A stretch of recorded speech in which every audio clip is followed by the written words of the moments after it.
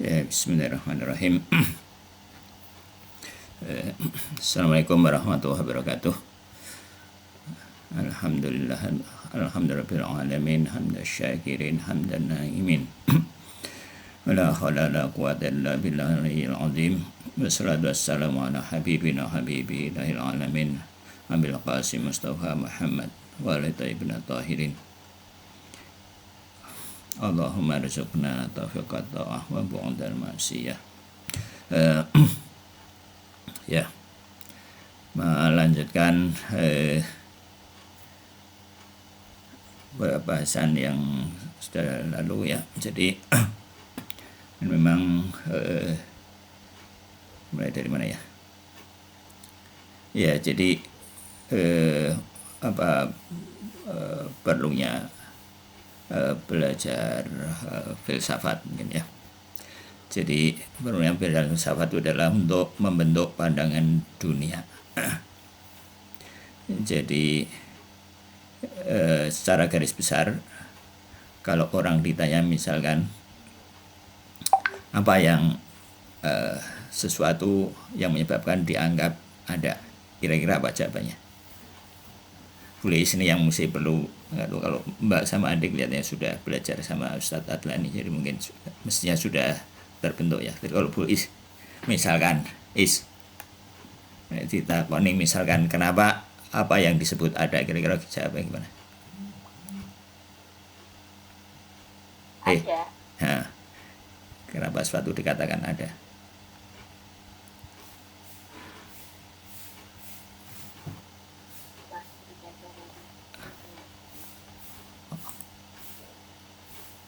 Berarti ada kan gejala-gejalanya, Mas Her. Bisa melihat gejala-gejalanya. Apa gejalanya? Gejalanya apa maksudnya? Misalnya ya elektronku ada. Yuk, kita kan tidak bisa melihat elektron, tapi kita kan bisa melihat gejala-gejala elektron itu. Oke, ya bagus. Nah, terus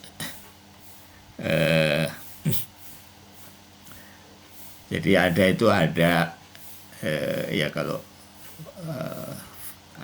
hasil ya ada itu. Yang pertama kalau dalam apa jenis bab pertama itu wujud itu kan wujud karena yang pertama itulah hasil itu kira-kira punya efek ya. Tadi itu walaupun tidak dilihat tapi punya efek. Nah, terus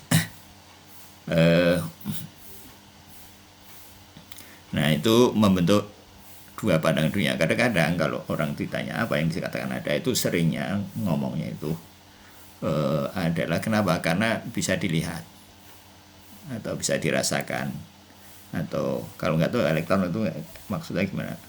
Apa dalam konteks bisa dilihat gejalanya atau gimana? Nah, kalau masih dalam konteks apa material gitu, masih dalam konteks elektron itu, misalkan katakanlah nek ditakoni misalkan kenapa misalkan ada bergerak, ini sisir bergerak. Nah, ini bergerak ini karena apa?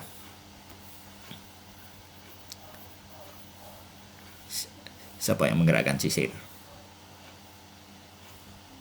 Tangan. Halo? Siapa is? Yo, kue Mas Her. Ya kue itu dalam arti sobo, dalam arti tangan, apa otak, atau satu lagi jiwa. Jiwa, Mas Her. Jiwa yang menggerakkan itu jiwa. Nah, kalau tidak nah, jadi mana yang lebih penting, ya jiwa atau tangan atau badan? Tentunya jiwa. Jiwa dipandang ada karena jiwa itu punya efek.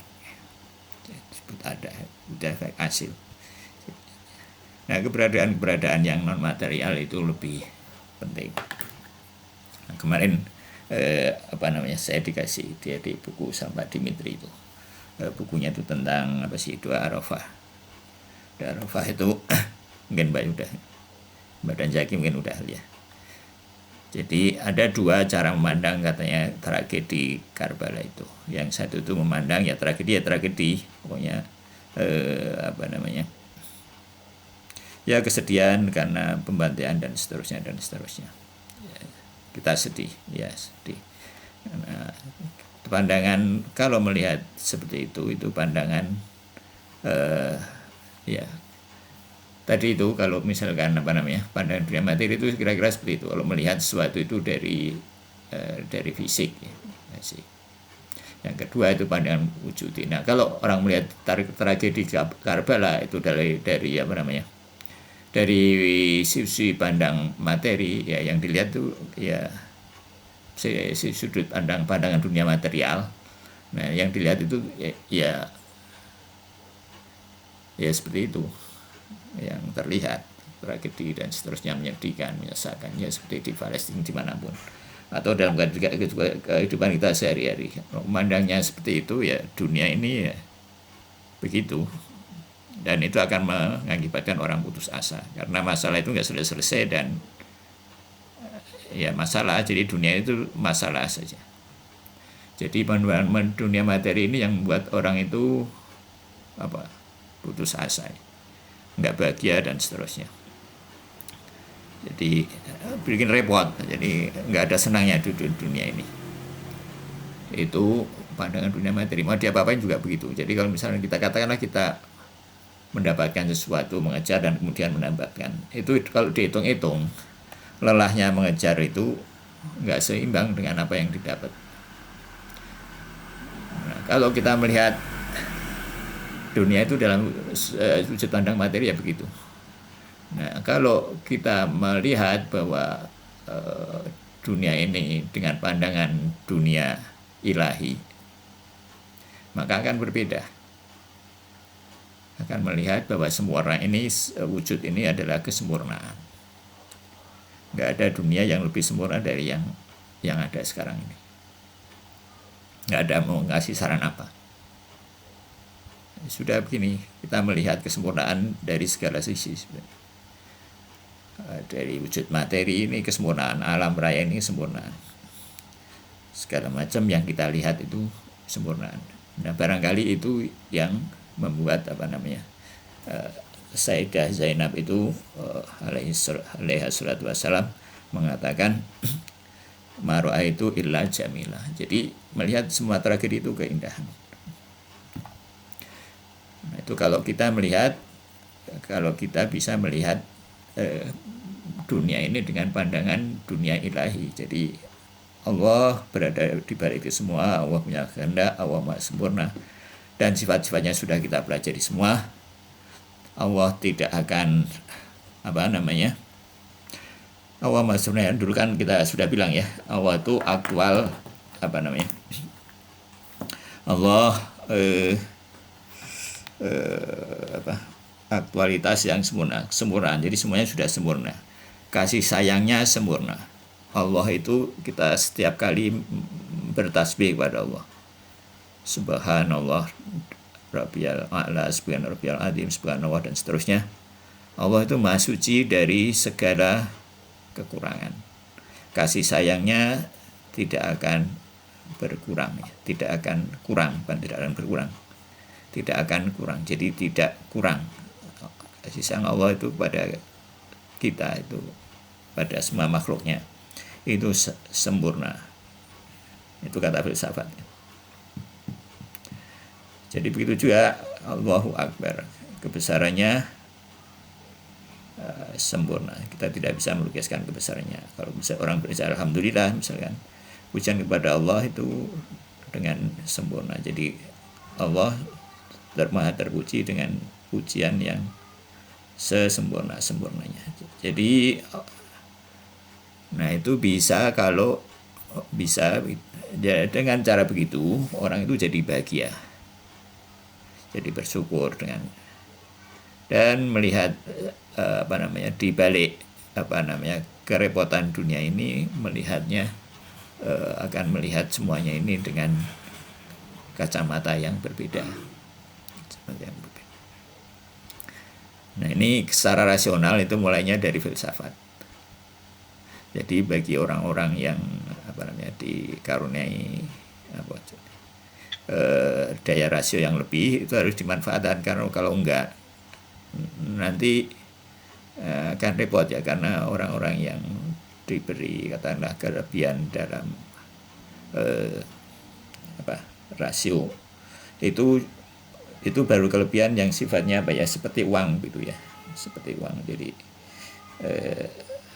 katakanlah orang-orang jenius itu kalau jeniusnya dimanfaatkan untuk untuk katakanlah mempelajari hal-hal yang ilahiyah, filsafat yang gitu, mungkin akan membantu. Tapi kalau nggak dimanfaatkan, itu karena orang jenius itu pikirannya mungkin kemana-mana, maka kecemasannya itu kan lebih banyak gitu. Jadi butuh butuh dukungan yang lebih kuat untuk mengatasi kecemasan-kecemasan itu ya, sepertinya begitu. Jadi ini perlunya belajar filsafat ya. Jadi pandang dunia seperti ini. Jadi pandang dunia ilahi memandang keberadaan manusia adalah proses yang sempurna, mau nggak mau seperti itu. Pandangan dunia materi ya nanti akan menghasilkan, kalaupun orang itu jadi baik ya, itu baiknya baik hewani ya, baik hewani kira-kira ya bersosialisasi dengan baik, bertahan dengan baik, cari makan ya seperti hewan kita lihat, nggak ada masalah. Jadi kalau orang ya, mungkin kalau katakanlah orang-orang ateis atau orang itu baik bisa, tapi baiknya dalam level hewani, berkasih sayang ya, sebagaimana juga hewan itu berkasih sayang, terus tidak berantem ya, sebagaimana hewan itu tidak berantem, dan seterusnya. Tapi pandangan dunia itu tidak akan menjamin kebahagiaan, tidak akan tetap orang itu akan tidak bahagia dengan cara seperti itu, mau nggak mau. Orang akan banyak memandang itu repot apa segala macam, apalagi kalau melihat penderitaan orang lain dia juga ikut menderita ya. Kalau hewan juga sama. Jadi tetap dia akan mandang dunia ini dengan berbagai masalahnya, tidak bisa memandang dunia ini adalah kesempurnaan gitu ya. Jadi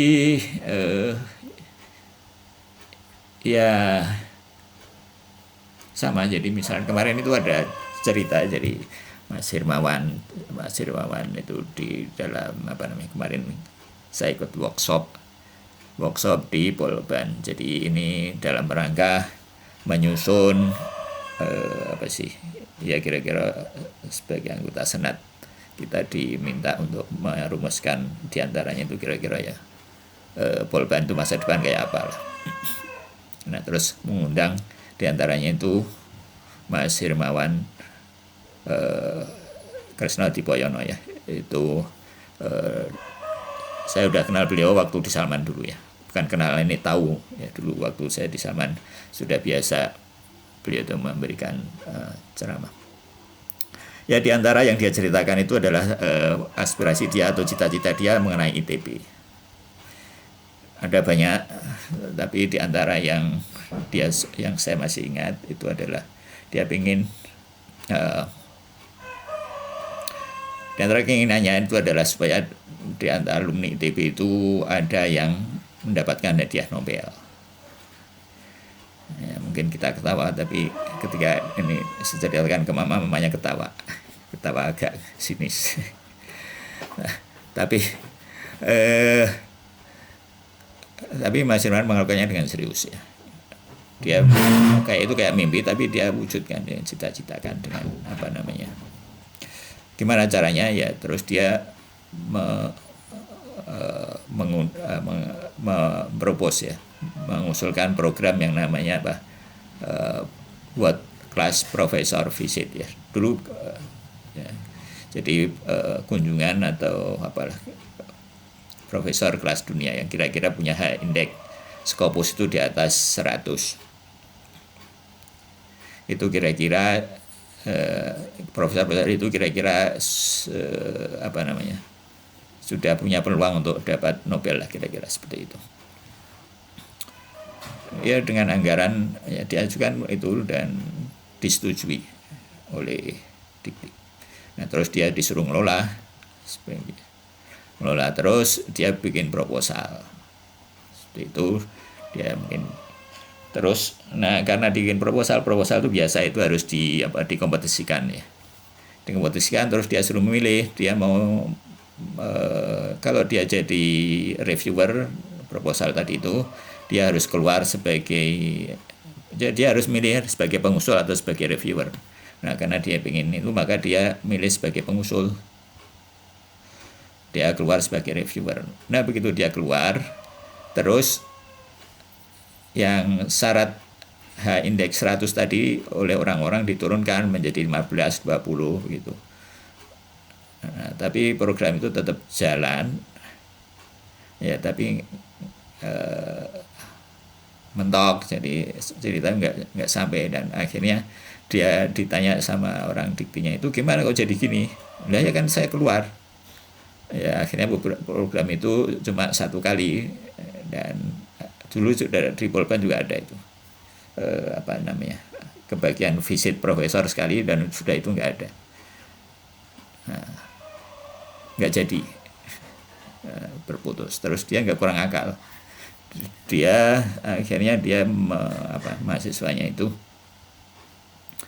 membina mahasiswanya untuk kuliah di Berkeley dan dibimbing oleh profesor yang kira-kira itu punya peluang untuk dapat Nobel, dan dia berhasil.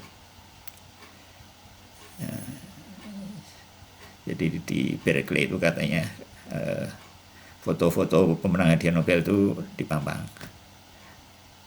Kalau di tempat-tempat lain itu rektornya, kalau di sana katanya pemenang hadiah Nobel itu, dan yang dikenal itu. Dan katanya di sana itu ada tempat parkir khusus untuk penerima hadiah Nobel. Jadi sepertinya di sana sudah agak mentradisi deh, untuk mendapatkan Nobel itu. Nah kan sudah lumayan peluangnya sudah terbuka. Nah kira-kira bagaimana seperti itu tuh tadi dalam pandangan dunia ini. Nah kira-kira gimana, bagus nggak ya? Ini kalau dibingkai dalam pandangan dunia ilahi itu mungkin bagus ya. Nah, tapi kalau enggak itu juga sama. Jadi kalau itu misalkan dibingkai, misalnya katakanlah rahbar yang menyuruh atau katakanlah imam yang menyuruh, itu kan beda dengan polosan begitu saja. Kalau polosan begitu saja nanti menemukan sesuatu, mungkin sama Amerika katakanlah membuat bom yang lebih canggih, lebih nanti malah dipakai oleh Amerika, repot. Jadi pandangan dunia ilahi ini harus diteruskan begitu sampai pada level imamah dan wilayah, kira-kira seperti itu ya. Jadi cita-cita ini dan capaian-capaian atau langkah-langkah kita dalam langkah apapun harus disertai ya, dibingkai dengan ini, bingkai imamah dan wilayah sekurang-kurangnya. Jadi kalau enggak repot.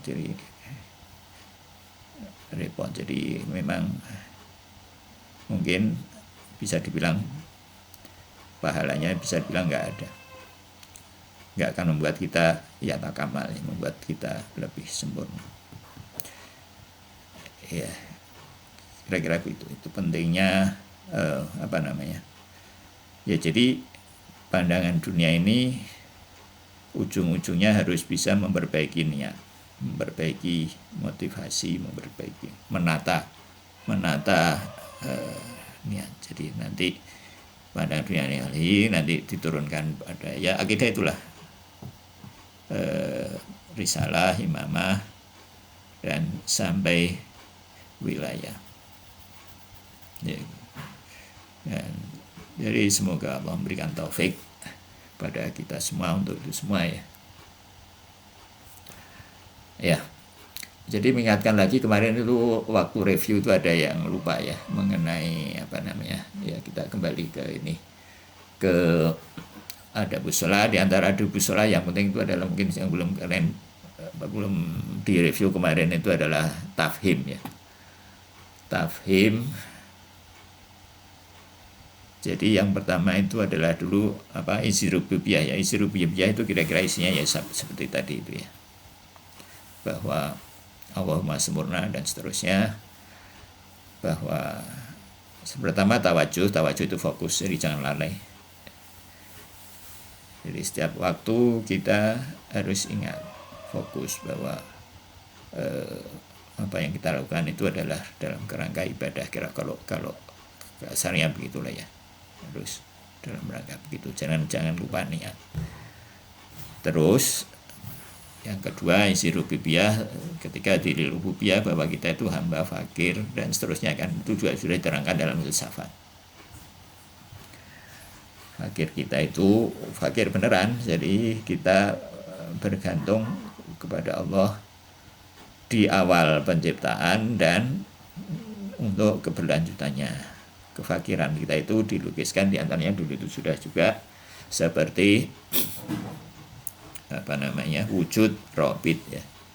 Wujud robit itu kalau Ustadz Labi menerangkan seperti kolong terhadap ranjang, dia bilang. Kolong itu ada enggak? Ya ada, ya ada. Keberadaan kita itu kayak begitu itu. Sebetulnya kan yang ada itu ranjang ditaruh baru ada kolong, gitu. Jadi kita ini benar-benar bergantung kepada Allah Subhanahu wa Ta'ala. Fakir, mau kaya ya tetap fakir, mau miskin fakir, mau maksiat ya fakir, mau sudah jadi orang soleh juga fakir, mau dalam kedudukan apapun kita fakir. Dalam filsafat dibalikan bahwa fakir wujud mungkin itu adalah bersifat dzati. Jadi fakir itu tidak akan bisa lepas dari wujud kita itu diri rububiyah. Jadi ada kaitan antara antara akhlak dengan filsafat. Kan ada kaitan, jadi saling mendukung ya. Jadi harusnya jadi seperti itu. Bla bla bla. Terus ya mengingatkan lagi aja ya, mereview lagi. Tafhim itu adalah memahamkan apa yang sudah kita ketahui dalam rasio itu menjadi bagian dari eksistensial kita ya. Jadi kalau kita tahu bahwa misalkan apa saja katakan kalau di mahasiswa itu menyontek itu buruk misalkan, itu baru di rasio. Itu harus menjadi bagian eksistensial dari diri kita. Gimana caranya? Ya diamalkan. Jangan nyontek dan seterusnya sebagai menjadi bagian dari karakter kita. Itu tafhim dalam amal. Kalau tafhim dalam lafaz-lafaz gimana dalam Al-Quran ya begitu. Jadi kalau kita misalkan Allahu Akbar, tahu Allah Maha besar. Nah itu kita tuliskan itu dalam hati kita seperti orang sedang menulis dalam hati atau mengejarkan dalam hati. Jadi pikir-pikir subhanallah dan seterusnya, alhamdulillah, al-fatihah misalkan dari awal sampai akhir itu. Ketika kita baca jangan lalai itu kita tuliskan dalam hati kita. Jadi mula-mula itu sulit karena hati kita itu sibuk, tidak terlatih mungkin untuk seperti itu. Nah terus lama-lama ya sambil mohon bantuan pertolongan dari Allah Subhanahu wa Ta'ala, tawasul dari imam, kalau sungguh-sungguh nanti insya Allah sedikit demi sedikit akan bisa. Jadi nanti lama-lama hati kita itu bisa berzikir. Jadi nggak usah. Nah jadi mula-mula tahap awal itu lisan mengajar kepada hati. Ya tadi itu. Ngeceknya mungkin kalau Bapak ngecek tuh ya bisa dicek ketika misalkan sholat kita jadi makmum itu kan kita nggak baca itu. Nah kita itu kalau nggak baca itu hati kita, kalau imam baca al-fatihah misalkan hati kita baca al-fatihah nggak, kalau itu kita tuh sibuk, nah itu artinya ya kalau Ustadz Abasi itu keluar dari sholat dalam apa ya, mungkin secara fikih sholat, tapi secara pahala itu batal. Nggak ada pahalanya itu hasilnya nggak ada efeknya.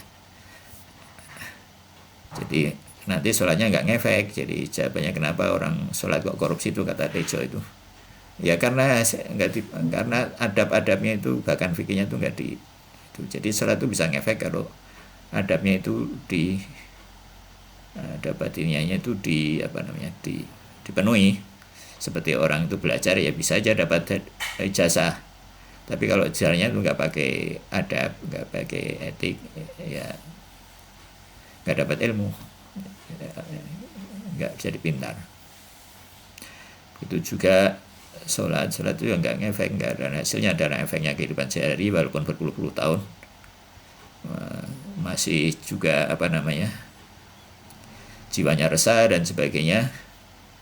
Ya kalau kita lihat ya, mohon maaf ini ya, banyak orang misalkan sholat tapi kok resah, atau misalkan bahkan di akhir hidupnya ya, ini naudzubillah ya. Ini ya karena sholatnya nggak diberesin.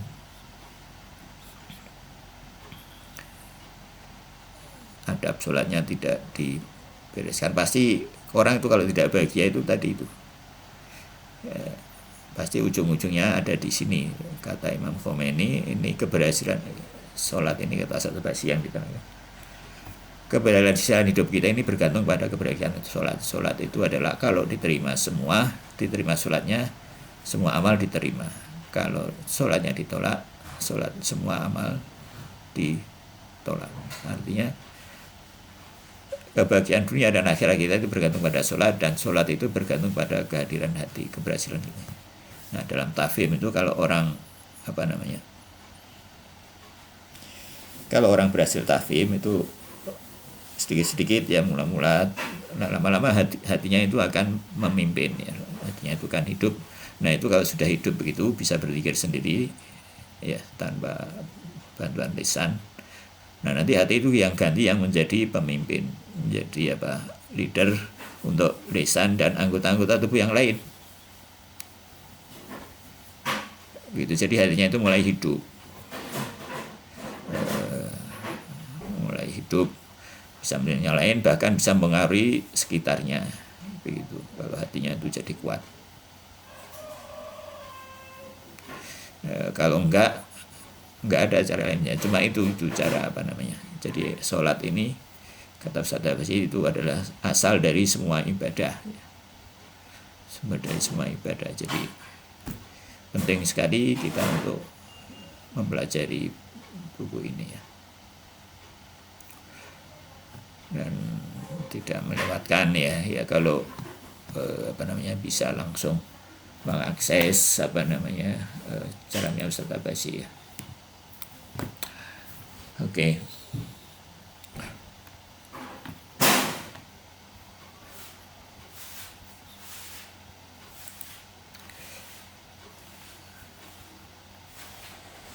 Nah, sekarang kita sampai kemarin itu mengendalikan potensi khayal. Ini ya, kita semua kemarin sudah masih ingat bahwa ada dua potensi di samping potensi akal itu ya, dalam diri kita. Kalau dalam akhlak juga itu, bahwa dalam akhlak kita punya 4 potensi. Ya potensi akal itu mungkin mudah ya, maksudnya nggak sulit ulang itu. Yang sulit itu mungkin mulai dari ini potensi khayal dan potensi waham. Potensi khayal ini yang dibilang sulit dikendalikan ketika sholat, yang menyebabkan sholat kita nggak khusyuk. Orang bilang potensi khayal ini nggak bisa dikendalikan. Nah, tapi kata Imam Khomeini bisa. Ya, bisa dikendalikan, bisa dilatih. Ya setidaknya kalau khayal itu mulai kemana-mana ketika sholat, ya itu harus di stop.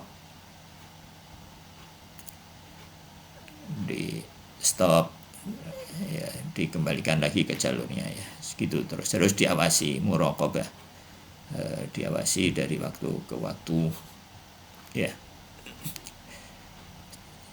Jadi potensi khayal ini potensi yang alami ya. Itu ada, memang Allah berikan kepada kita semua, pada setiap manusia. Itu potensi yang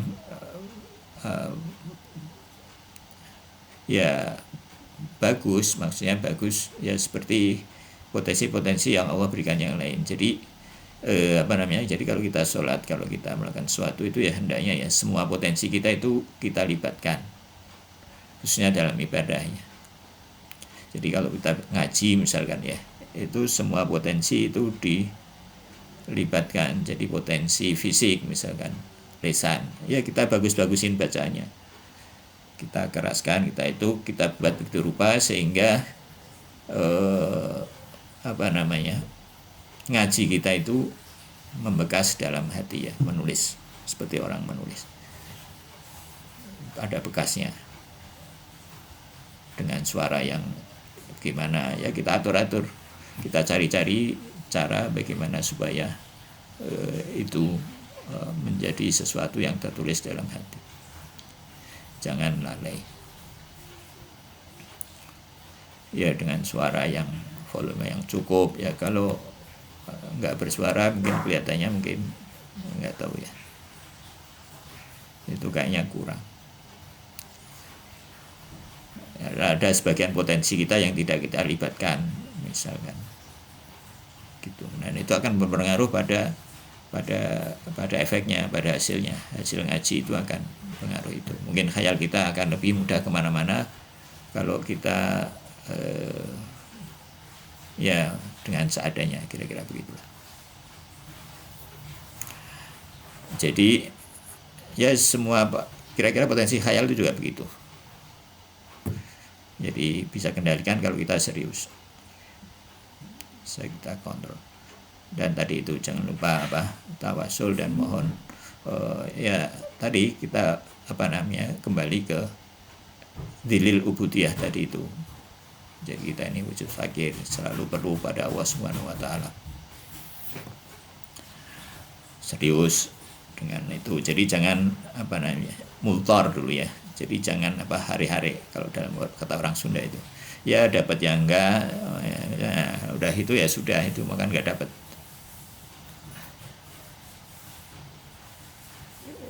Gitu. Jadi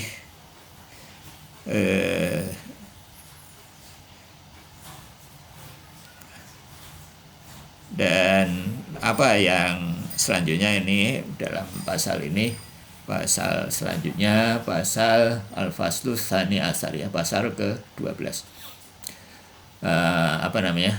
Bahwa beliau bilang fi isyaratin ila hubbud dunya mansyaun ya. Jadi kira-kira bahwa hubbud dunya ini ngomong begini nih,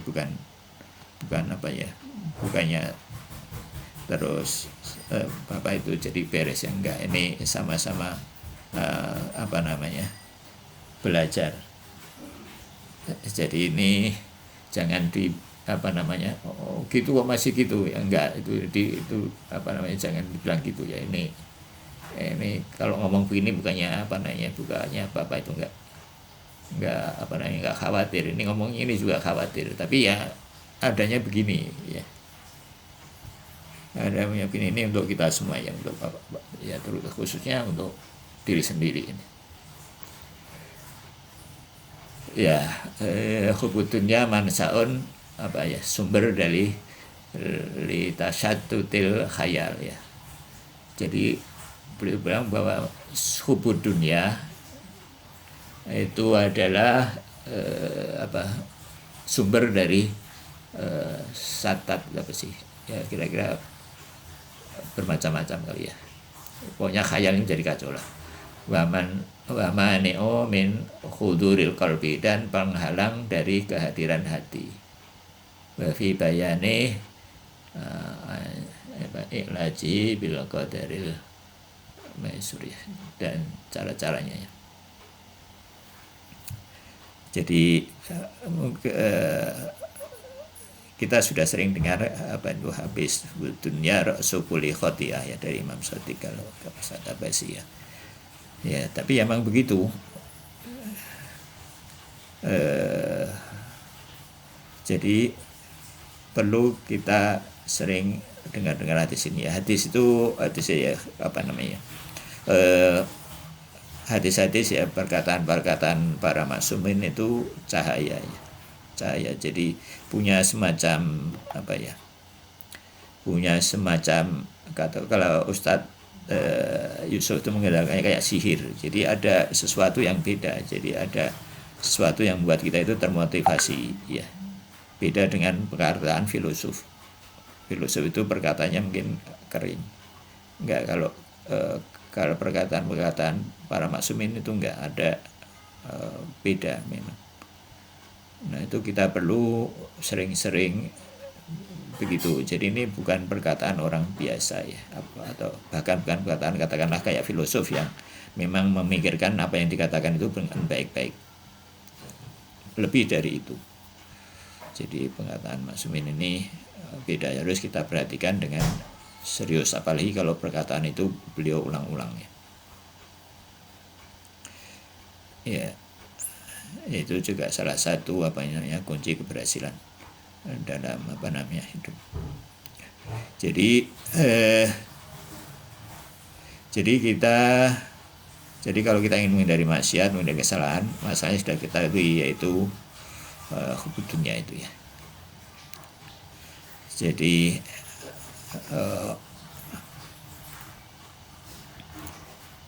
sumber khayal itu adalah yang mana-mana ya, hal yang utama.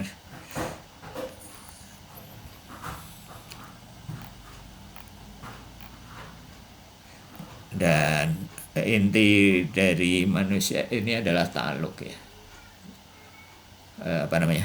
Ta'alluq ini. Fal ya'lam ya, ketahuilah bahwa annal qalba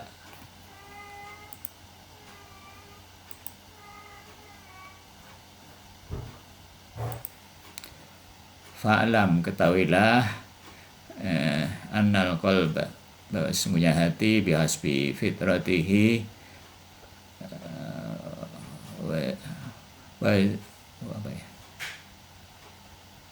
wajab latih ya, idza ta'alluq bi syai'in wa habbahu. Ini lupa ya, ini belum di. Jika dia ta'alluq ya kepada sesuatu, dan ta'alluq nanti kita terangkan. Dengan sesuatu wa habbahu, dan ketika mencintai sesuatu yakunu zakal mahbub kiblatan ya. Jadi kalau hati itu mencintai sesuatu, maka sesuatu itu akan menjadi kiblatnya ya. Ditawajuhihi, untuk tawajuhnya ya, untuk fokusnya. Jadi kiblat dari fokusnya. Ya. Jadi ta'alluq, jadi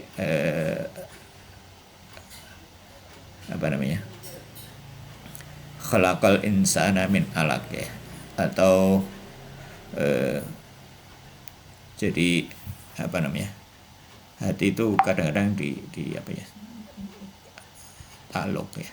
Ta'alluq itu cenderung atau mencintai sesuatu. Jadi hati itu kan sesuatu yang ta'alluq ya, ta'alluq, bergantung, tidak ada ada hadis itu ya mengenai itu. Jadi kata yang dipakai kalau nggak salah juga ta'alluq itu.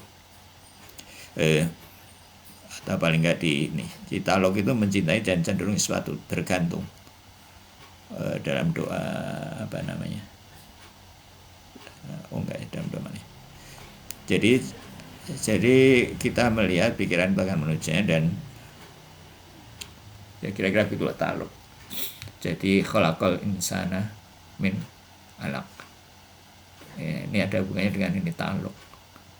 Khalaqal insana min alaq, dari segumpal darah, kan orang bilang ya. Enggak, itu khalaqal insana, enggak, penafsiran lain bukan enggak ya, yang itu mungkin juga benar. Ta'alluq khalaqal insana min alaq. Alaq itu jadi insan itu ta'alluq, jadi hatinya itu bergantung pada sesuatu sesuatu yang dia bergantungi, yang dia cintai. Wa an yasulahu amron, ketika suatu perkara menyibukkannya, ya mungkin ada setelah dia mencintai sesuatu, mungkin ada sesuatu yang membuatnya sibuk, anit tafkir fi halil mahbub, dan menyibukkan diri, mungkin dia kerja atau apa ya, sehingga agak lupa pada kecintaannya tadi itu, wajah wa halil mahbub, dan lalai ya, dan menahannya dari hal mahbub tadi yang dicintai, wa jamalil matlub, jamal keindahan ya, hal matlub yang ya tolapa yatlubu, menuntut ya, matlub artinya yang dituntut, yang diarah. Maka mungkin setelah mungkin dia akan hal mujarradu ayyakhifa istaghalu wa yatahu dalikal, dan ketika setelah selesai ya, setelah mungkin kalau subuhan dan setelah selesai mungkin dia akan terangkat dan wa yatiru qalbahu syatral mahbub fauron wa talaku bidailih, dan ketika sibuk dia akan ya tertutup ya dari yang dicinta itu, dan akan ya lupa tadi yang dicintai ini, dan akan ta'aluk ya dengan yang hal-hal yang berhubungan dengan itu ya, bidaili, dengan itu. Dail itu ekor, enggak salah satu artinya ya. Jadi ya kalau misalkan maksudnya kalau Allah katakanlah orang itu mencintai Allah, nah ketika sibuk dia mungkin ya akan ta'aluk dengan kesibukannya. Fa'alul ma'arif ya. Dan nah ini Imam bercerita mengenai para ahli ma'rifat, orang-orang mulia ya. Wa arbabul jadbah ilahiyah, dan dan orang-orang yang arbab itu jamak dari rob, pemilik ya. Jadbah ilahiyah, jadbah itu tarikan ilahiyah, tarikan ilahiyah yang maksudnya para wali barangkali ya. Karena qulubahum qawiyatun, maka qulubahum qawiyatan ya, maka hatinya itu kuat ya, mereka hatinya kuat. Jadi kecintaan kepada Allah itu kuat, atau kalau wasoru, dan mereka menjadi mutamakini nafil jadbah, dan mereka tetap pada jadbah wa hubbu wal hub, dan kecintaannya. Fayushahiduna fi kulli mir'atin jamalil wujud, dan dia melihat setiap mir'ah itu cermin ya, pada setiap cermin. Jadi wujud itu kita semua tahu bahwa wujud itu ya, apa yang kita lihat, yang kita anggap wujud itu adalah berasal dari Allah Subhanahu wa taala, merupakan cermin atau manifestasi dari Allah Subhanahu wa taala. Jadi orang dalam pandangan dunia ilahi, orang melihat sesuatu itu akan melihat wujudnya, dan kalau melihat wujudnya bukan melihat mahiyahnya ya. Kalau kita mungkin melihatnya sebagai mahiyah. Mahiyah itu ya fungsinya, nilainya, harganya, itu kan semua kayak turunan dari mahiyah. Nah, kita mungkin lalai dari melihat wujudnya. Kalau dia melihat wujudnya, kalau kita anggap katakanlah sesuatu itu wujud, maka kita akan sampai kepada Allah Subhanahu wa taala sebagai sumber wujud. Jadi segala sesuatu itu sebetulnya kalau kita pandang dari dunia ilahi, pandangan dunia ilahi tadi, pandangan dunia wujudi, maka setiap keberadaan itu adalah cerminan dari Allah Subhanahu wa taala. Jadi melihat semua ini Allah Subhanahu wa taala. Jadi kalau misalkan ada cobaan, ya ini dari Allah Subhanahu wa taala. Tapi ini enggak mudah ya, ini bukan ini sudah selesai enggak, tapi seperti itu. Ya. Cermin ke apa namanya, keindahan jamal ya, miratil jamal mahbub, keindahan apa, Allah yang maha dicintai ya. Wa fi kulli maujud kamal, dan setiap maujud itu adalah kamal matlub ya. Nah, ini hanya bisa dengan pandangan dunia ilahi, dengan pandangan dunia filsafat. Ini perlu yang belajar filsafat. Jadi filsafat menjadi dasar rasional atas apa namanya, atas pandangan dunia ilahi. Tanpa itu enggak kokoh. Ya kalau orang biasa perlu filsafat. Wa yaquluna ma ra'aitu syai'an, dan beliau-beliau itu berkata ma ra'aitu syai'an, ini hadis ya dari Imam Ali alaihissalam. Aku tidak melihat sesuatu illa ra'aitu Allah ya, wa ra'aitu Allah, kecuali aku melihat Allah fihi, di dalamnya. Jadi Allah wujud mutlak hadir dalam setiap wujud. Allah wujud mutlak itu baru ada di kepala kan, baru ada di rasio. Nah, kalau orang sudah meyakini wujud mutlak itu Allah SWT dan itu menjadi bagian dari hatinya tadi, hatinya, maka dengan mudah hatinya itu terhubung dengan Allah SWT ketika melihat sesuatu, bahkan melihat apapun ya. Wa fihi wa ma'ahu ya, dan besertanya. Jadi memang caranya gimana? Caranya melalui sholat ini. Jadi menurunkan apa namanya, apa yang kita pelajari dalam filsafat secara rasional, kemudian menjadi apa, sesuatu yang bagian eksistensial, menjadi bagian dari hati kita. Itu melalui sholat dan zikir-zikir yang lain, ibadah-ibadah yang lain. Dan wa anna sayyiduhum, dan sayyidahum ya, dan sesungguhnya sayyid, pemimpin mereka, maksudnya Rasulullah SAW, anqala, ketika bersabda beliau apa itu, pokoknya ini layak, jadi artinya kira-kira apa, jadi ini astaghfirullah fi kulli yaumin sab'ina marrah. Jadi Rasulullah bersabda ketika seingat Bapak ini Rasulullah ya, ketika ia bersabda, beliau beristighfar setiap hari 70 kali. Kalau marrah itu kali ya, kalau ini cermin ya.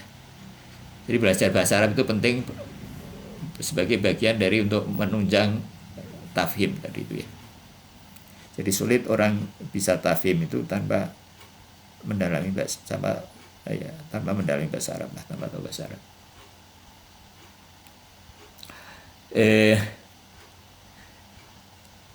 Innama li'adzalika li'ajli, bahwa ini hal ini ya, ini karena langsung aja lah ya, bahwa ini karena mereka menyaksikan keindahan Jamalil Mahbub fi mir'atil khususan mar'atil kudroh.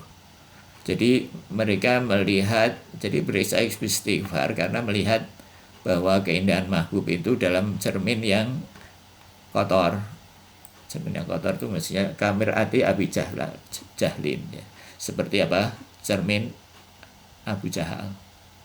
Maksudnya gimana? Jadi Rasulullah itu juga melihat bahwa Abu Jahal ini cermin atau manifestasi dari Allah Subhanahu wa taala, tapi manifestasi yang kotor, kira-kira begitu ya, cermin yang kotor. Jadi maka beliau beristighfar. Ya seperti orang soleh misalkan melihat melihat sesuatu kemaksiatan, ya secara spontan mereka akan beristighfar, kira-kira begitu.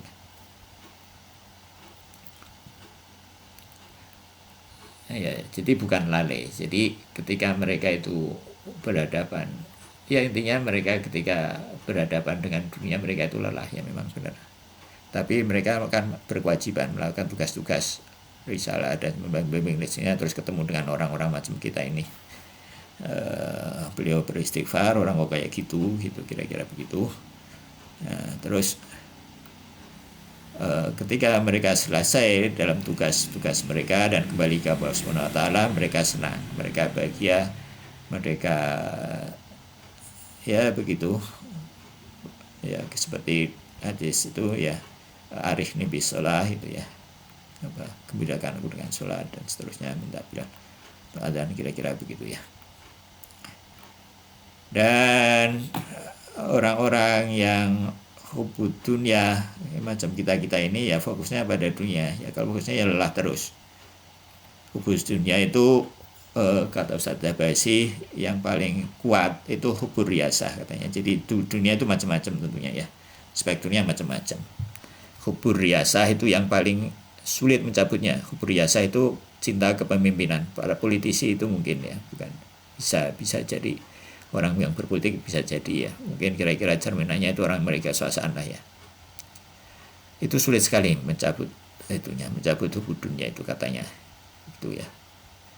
Kayaknya kalau kita mungkin bukan orang yang aktif politik mungkin. Jadi kita lihat bagaimana katakanlah orang itu katakanlah kayak Joe Biden misalkan ya, atau siapa ya, astagfirullah ya, pokoknya yang orang-orang begitu itu berusaha begitu rupa untuk mencapai level politik yang paling tinggi, terus sudah gitu nanti keturunannya masih itu anak-anaknya dan seterusnya, sulit sekali. Dan bahkan orang katakanlah bersedia katakanlah menjadi presiden Amerika itu bersedia katakanlah mendukung apa namanya tindakan-tindakan Israel itu dalam rangka hubur riasah itu mungkin, atau gimana, katanya itu sulit ya. Terus kemudian hubujah ya, hubujah itu cinta kedudukan ya, cinta pujian, cinta harta, cinta anak dan seterusnya. Itu bagian hubud dunia gitu. Nah cuma ini bukan berarti ya, bukan selesai, itu masih ada komanya ya. Bisa jadi orang yang berpolitik itu dalam rangka dalam garis vertikal mencintai Allah Subhanahu wa taala. Jadi hubud yang tertentu yang disebut tadi itu, yang bagian-bagian di dunia itu dalam garis vertikal mencintai Allah Subhanahu wa taala. Jadi kalau secara konkretnya katakanlah berwilayah. Jadi nggak apa-apa orang berpolitik apa namanya dan seterusnya dalam rangka apa, tapi dalam kerangka garis vertikal mencintai Allah Subhanahu wa taala. Dalam rangka apa? Tadi itu beribadah kepada Allah Subhanahu wa taala. Maka apa namanya? Menata ini merupakan hal yang sangat penting. Jadi ya orang harus mencintai anaknya, punya harta, tidak apa terhina di mata masyarakat. Mungkin juga harus berpolitik, tapi semua itu harus dalam rangka apa? Vertikal. Ya, cirinya gimana ya? Cirinya ya kalau kita sholatnya tadi itu begitu ya,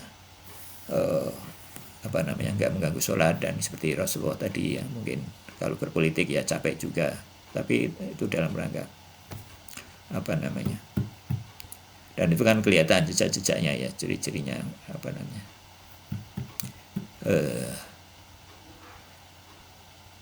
apa namanya, tanda-tandanya akan kelihatan apakah hubud dunia atau apa, atau mencintai Allah Subhanahu wa taala. Ya kira-kira itu ya, sampai di situ dulu. Ada komen? Enggak, kita lanjutkan ke bidayah ya. Nek kita berada pada lingkungan yang buruk, misalnya kalau gue ngantel Mas Jar, kayak gue kon lho jejak kulon ku kan do mabuk Mas Jar. Jangan niku piye Mas Jar? Akhirnya kan kita merasa anake kok kepiye nek melu mabuk anu niku lho Mas Jar, niku piye Mas Jar? Terus lingkungan do mabuk niku piye niku? Kayak nek jejak kulon iki lho. Oh, menurut lingkungan mbok ya gimana, pokoknya ya tadi itu yang pertama yaitu apa namanya, pokoknya emang berkuat terus, ya pokoknya yang tadi itu harus dilakukan ya, pokoknya sholatnya harus benar. Ya terus ketika bergaul itu ya kayak begitu, kayak Rasulullah bergaul. Kayak orang-orang soleh bergaul gitu. Ya teorinya begitulah. Apa namanya? eh, Apa namanya, teorinya begitu ya. Kalau kira nggak kuat ya kan bukan kewajiban juga, bukan kewajiban yang apa namanya, maksudnya ya kewajiban juga sih, tapi kan tidak sewajib ku anfusakum itu kan, jagalah dirimu dari neraka. Jadi Lho iku anake piye Mas Ed? anak Hidupnya sapa, mungkin bisa anake. anak sapa enggak, kita yang penting itu kita ngurus diri kita sendiri. Jadi kita jangan mengira, jangan ujub ya, jangan ujub, jangan bibir, jangan mengira bahwa orang lain itu yang begitu itu, yang kita lihat begitu itu lebih buruk dari kita. Enggak bisa itu. Jadi dalam itu makanya pentingnya akhlak itu berjalan secara paralel. Jadi jangan kira katakanlah orang pemabuk dan sebagainya itu yang kita lihat jahat dan seterusnya, itu terus kita lebih baik dari mereka. Enggak, itu ujub, itu kibir. Ya berarti intinya itu memperbaiki diri nah Mas Ed. Iya, orang itu harus fokus pada dirinya sendiri, setelah itu pada keluarganya. Jangan mengira bahwa kita itu lebih baik. Kalau kita merasa lebih baik, sulit kita sholat dengan baik. Enggak, apa namanya, kita harus merasa fakir, merasa buruk, merasa butuh, muhtor. Jadi kita ini yang kepepet di neraka, ini pinggir neraka. Orang-orang itu urusannya masing-masing. Mereka orang baik, orang mulia, sekalipun mungkin terlihat maksiat, ya siapa tahu di balik itu. Nggak bisa itu, nggak itu. Ya kalau kita menganggap diri kita itu lebih baik, itu ya kita gagal ya. Kan kalau kita gagal, kita juga katakanlah kalau punya niat memperbaiki mereka nggak akan bisa.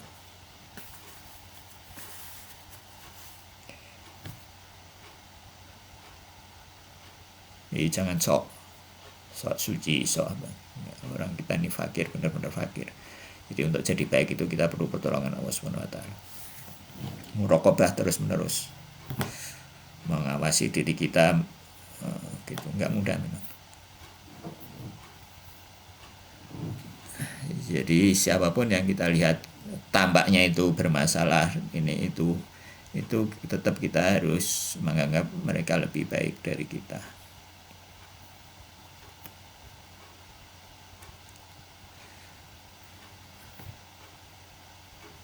Yaitu ngomongnya begitu ya, itu teorinya begitu.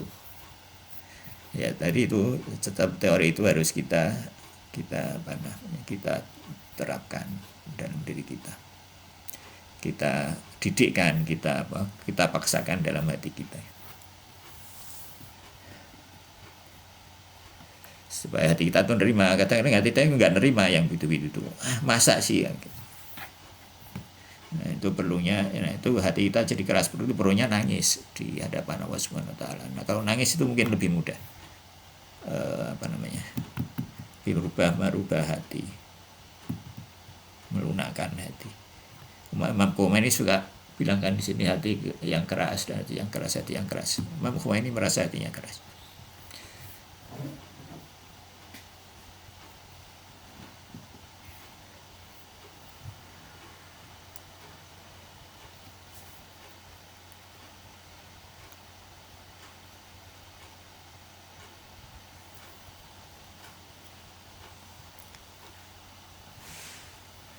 Oke, kalau enggak kita teruskan ke bidayah ya. Oke.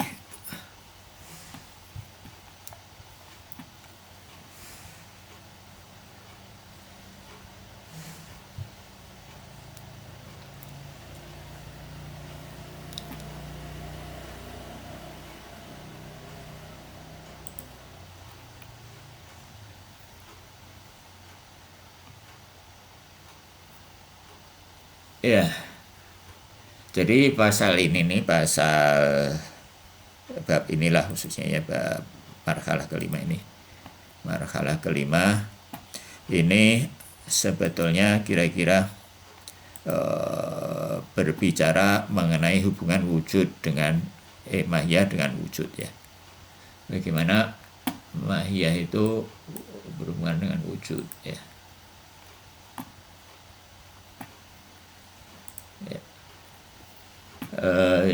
Ya marhalah kelima itu ya. Marhalah kelima ini bagaimana yang mahiyah itu menjadi wujud atau hubungan mahiyah dengan wujud ya. Gimana sih mahiyah itu bisa wujud ya. Mahiyah ya kan mahiyah itu beda dengan wujud, dan bagaimana hubungannya ya. Yang pertama bahwa pada mujarrodat ya, kemarin kita kan pasal sebelumnya sudah ya, hal-hal yang non materi mujarrodat kullu nau'in munhasirun fil fard ya, bahwa setiap nau ya spesies itu cuma satu dalam apa, dalam wujud non materi ya. Jadi karena wujud cuma satu, maka tujuan jadi kullu mujarrodat takhasus. Jadi takhasus masih ya, terindividuasi. Jadi setiap mujarrad itu sudah terindividuasi karena spesiesnya satu, ya kan, satu. Jadi enggak, jadi nanti konsekuensinya gimana ya? Ya nanti ada konsekuensinya bagaimana hubungannya dengan wujud ya. Nah lalu bagaimana yang masih potensialitasnya, masih punya kaitan dengan materi ya. Jadi yang pertama bahwa yang punya takhasus, yang punya individuasi itu adalah yang sudah jadi individu, yang sudah jadi wujud adalah wujud khariji atau hakikatul wujud ya. Wujud yang sudah di luar itu, bukan wujud yang ada di benak ya. Wujud yang ada di benak itu ada ya, itu masih konsep, masih umumnya. Jadi misalkan kita lihat misalkan setangkai bunga ya, setangkai bunga, untuk mendapatkan setangkai bunga kita tidak cukup dengan mempunyai Tuhan ya, memiliki Tuhan atau akal faal. Akal faal itu apa ya? Ya akal hal apa ya, suatu yang non materi yang melakukan sesuatu ya, kira-kira di bawah wujud Tuhan. Itu akal faal, di bawah sampai yang di bawah itu akal pertama, akal awal, dan yang paling bawah itu akal faal, akal yang mengontrol yang materi itu ya. Tidak cukup dengan itu, tapi kita harus punya material membentuk bunga itu dan berbagai kondisinya, kondisi matahari apa dan sebagainya, udara apalah, air. Jadi setelah itu baru Tuhan memberikan wujud kepada bunga. Jadi itu untuk non materi itu wujudnya itu bersyarat ya. Nah, kalau untuk mujarrodat dia tidak perlu syarat materi, hanya dengan wujud Tuhan cukup untuk kemawujudannya. Gitu. Nggak perlu syarat-syarat. Ya, nggak perlu syarat-syarat lain. Jadi untuk wujud non materi itu cuma perlu kun. Nah, kun ini dia fa'al alamul amr. Jadi dalam Al-Qur'an itu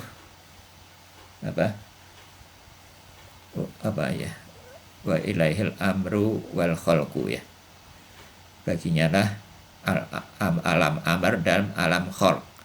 Alam khalq itu yang ini, yang ada kaitannya dengan materi itu ya, yang nggak harus materi yang kita lihat, tapi yang punya kaitan dengan materi. Nah, itu disebut alamul khalq. Jadi mungkin alamul amr ini berhubungan dengan yang non materi, yang khalq itu yang berhubungan dengan materi ya. Ala ini ayatnya ya. Ala lahul khalqu wal amr. Ini ya. Seingat saya ini ada ayat ini ya. Jadi mujarrad tam ini Al-Qur'an sudah menyebutkan syarat apa itu tanpa waktu, tanpa bahkan tanpa waktu ya. Jadi tanpa waktu, tanpa syarat, tanpa apapun, pokoknya tinggal Allah kun bisa. Nah, tapi itu untuk wujud non materi.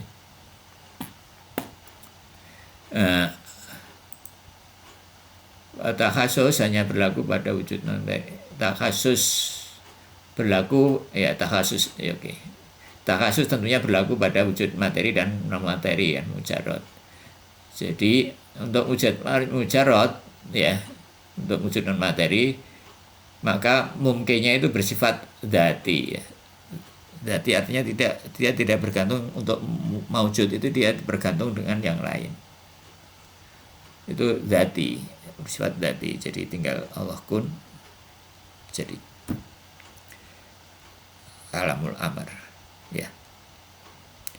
Maka dengan itu saja dia bisa wujud, dengan zatnya saja dia bisa mewujud. Nah, kalau wujud-wujud non materi ada dua pendapat ya. Yang masyhur itu kan takhasus itu berwujud ya. Takhasus yang masyhur itu dia bilang, banyak filosof itu takhasusnya dengan arad lahikah ya. Arad lahikah itu, arad itu sifat ya yang menyertai zat, seperti di mana, kapan, dan seterusnya ya. Jadi untuk takhasus ini pendapat pertama ya. Ini ingat pendapat pertama, ini pendapat yang tidak benar ya. Jadi untuk takhasus itu dengan misalkan menambahkan kuli dengan kuli yang lain. Misalkan manusia kuli, supaya takhasus gimana ditambahin manusia laki-laki.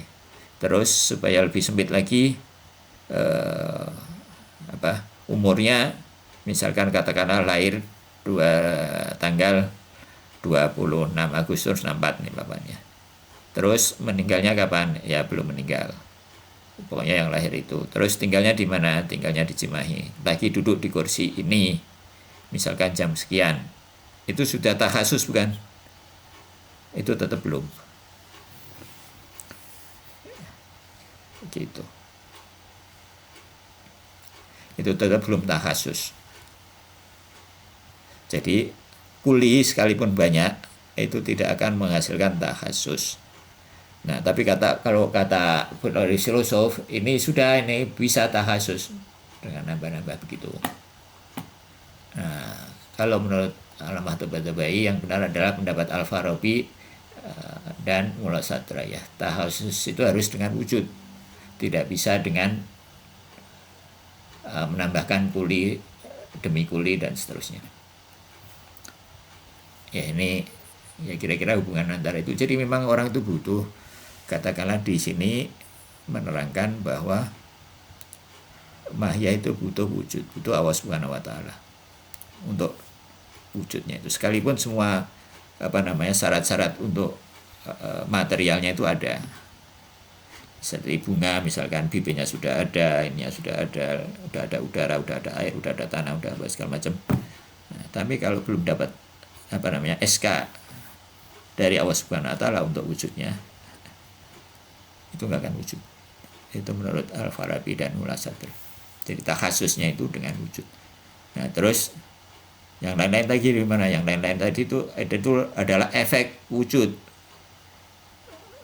yang terlihat yang dibilang tambahan-tambahan tadi itu. Ya kira-kira ini isinya garis besar itu seperti itu ya. Oke ya. Kita lihat matanya. Kita sampai di sini ya.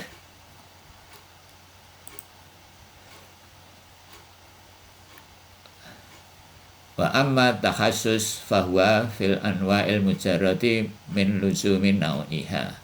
Bahwa takhasus ya sebelumnya ini ada enggak ditulis bahwa takhasus itu terjadi pada wujud materi dan non materi ya.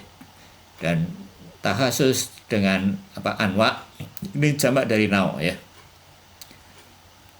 Nau mujarradah ya, nau yang mujarrad merupakan kelaziman dari nau'nya ya.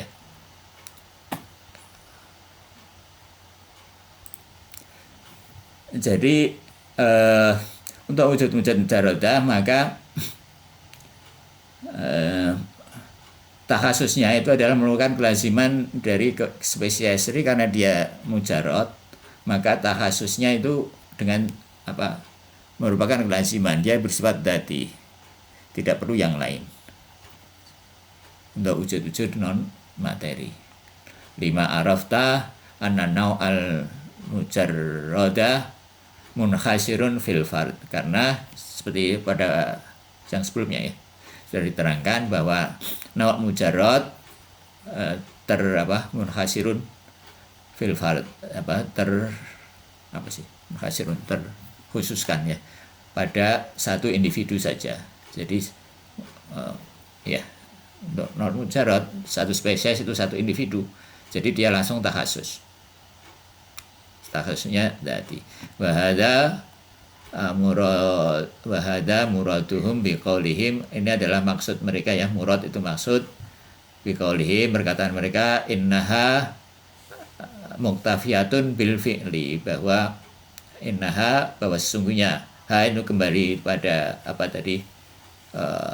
mujarodat tadi itu, bahwa pada mujarodat itu muktafiyatun bil fi'li, cukup dengan potensi dengan aktualitas ya, fi'li bil fa'il, dengan sebab, bukan potensialitas, ini sebab fa'il, dia cukup Allah Subhanahu wa taala untuk mengadakannya, untuk takhasusnya.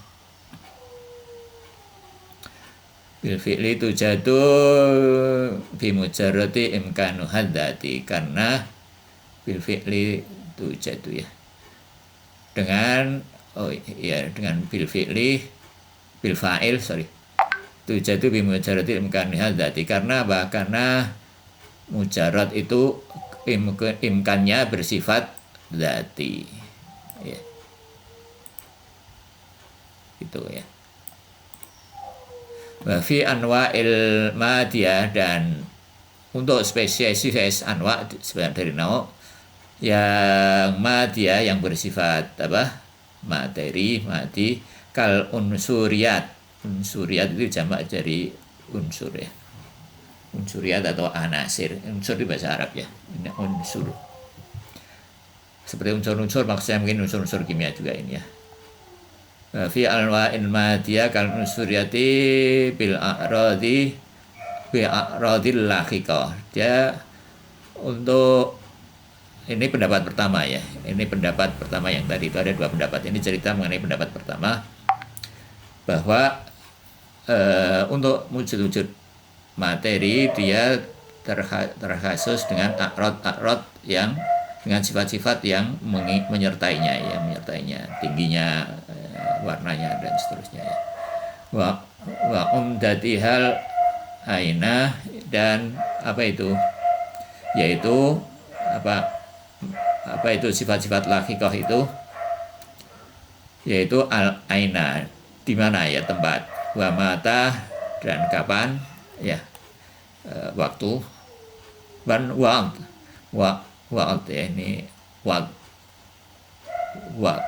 wawu ini dhamnya disukun dan menghadapi ain ya, bacanya wa'ad.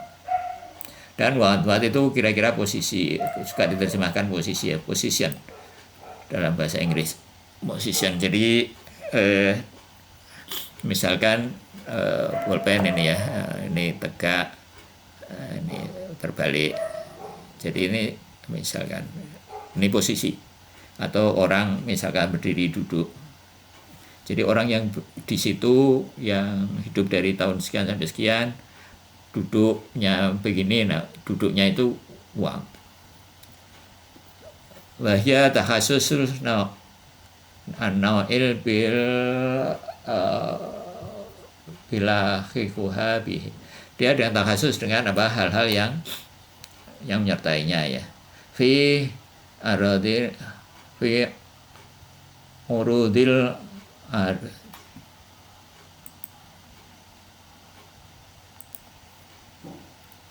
dalam segi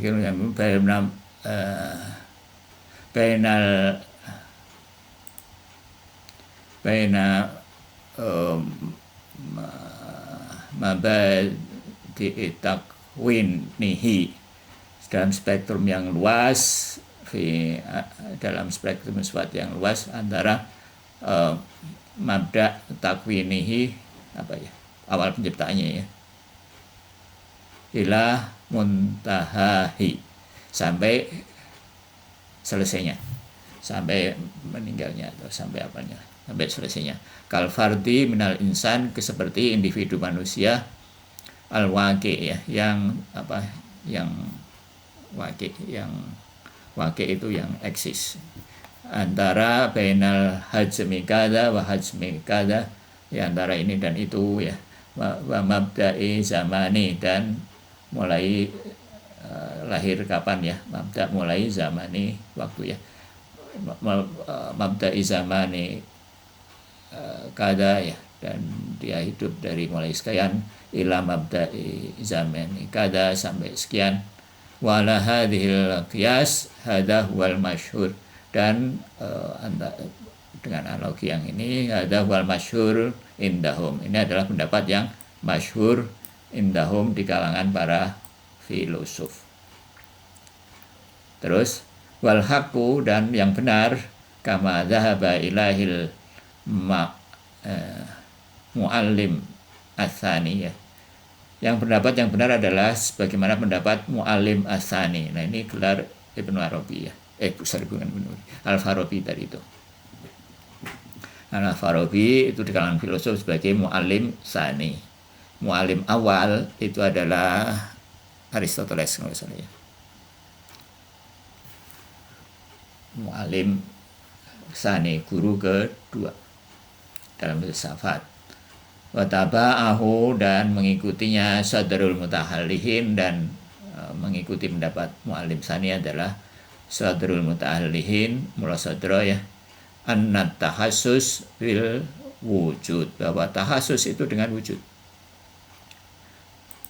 Li anna intimamil kulli ilal kulli la yufidul juz'iyah ya, dan mengapendikskan ya, apendiksasi, menambahkan ya, kuli pada kuli tidak akan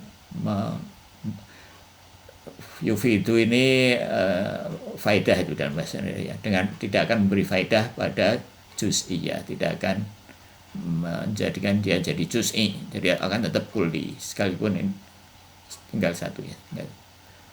Fama samuha, dan apa yang mereka sebut rodon, arod mutasakhison ya, arod yang mengindividuasi, sifat-sifat yang mengindividuasi seperti pada KTP itu, kecuali namanya, pokoknya sifat-sifat yang menyebabkan dia terindividuasi itu arodul musakhisotan ya, karena ini sifat dari rodon itu disebut ini menjadi apa, objek dari samuha ini ya. Dan apa yang mereka sebut sebagai a'rad mutasakhis adalah ya min luzumit takhasus, itu adalah merupakan konsekuensi. Luzum itu konsekuensi ya, jadi takhasus wa amaratihi, dan yang memakmurkan ini, dan yang menyertai tahasus ini ya. Jadi yang kita sebut misalkan warna kulitnya ini sulam, itu adalah konsekuensi dari tahasus itu, kelaziman dari tahasus itu yang menyebabkan a'rad mutasakhis itu ya. Jadi di sini menegaskan, pasal marhalah 5 ini menegaskan bahwa Allah itu Maha Pencipta. Gitu. Dalam hal yang materi dan yang non materi, Allah yang memberi wujud. Jadi orang wujud itu fakir ilallah. Gitu. Dan setiap saat kita berubah, dan setiap saat dirubah itu siapa yang melakukan? Ya Allah Subhanahu wa taala. Merubah kita dari detik-detik, kan kita berubah dari enggak pernah sama kan, kita 0,1 1/1000 kita sekarang dengan yang sebelumnya itu berbeda. Dan Allah mengelola itu dari dalam secara terus-menerus, secara kontinu dalam rentang waktu dari katakanlah alam raya itu ada. Jadi setiap bagian dari alam, yang elektron, yang apa, yang partikel kecil, sampai planet, sampai katakanlah kalau ada black hole atau materi dark matter apa segala macam, mulai dari yang kecil yang besar, dari detik ke detik, dari saat ke saat, Allah kelola dengan baik tanpa ada kesalahan. Dari katanya alam itu katanya menurut saintis itu 14 miliar yang tahun yang lalu sampai kapanpun itu baru alam materi ya. Jadi Allah memang maha besar.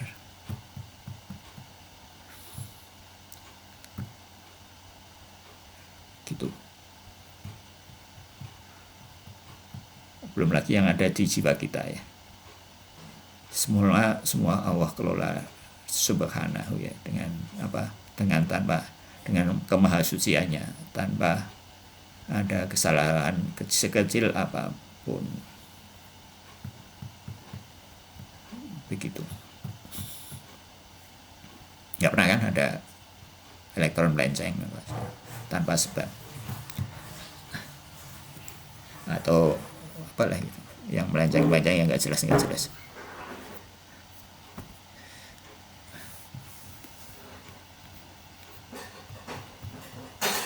Begitu. Yang buat melenceng itu ya kita orang-orang nih. Pokoknya kalau sudah campur tangan makhluk, yaitu berpotensi melenceng. Jadi kita ini katakanlah beramal sesempurna apapun, pasti banyak melencengnya gitu ya, banyak kesalahannya. Ya, tapi itu kita tidak boleh putus asa. Tetap harus melakukan perbaikan. Gitu, ada komen?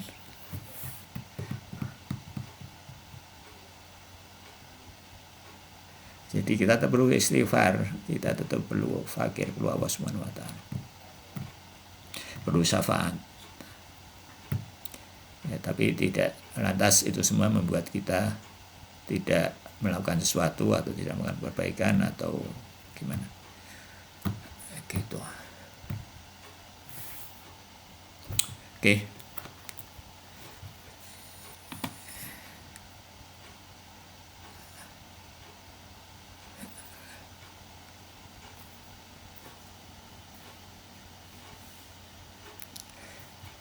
Ya, kalau nggak ada kita tutup dengan bacaan Alhamdulillah dan wal asriyah. Selawat. Alhamdulillahirrahmanirrahim. Bismillahirrahmanirrahim. Bismillahirrahmanirrahim. Wal asri innal insana lafi khusr illa alladzina amanu wa amilus solihat wa tawasaw bil haqqi wa tawasaw bis sabr. Wa sholli ala Muhammad wa ali Muhammad wa afu minkum. Wassalamualaikum warahmatullahi wabarakatuh.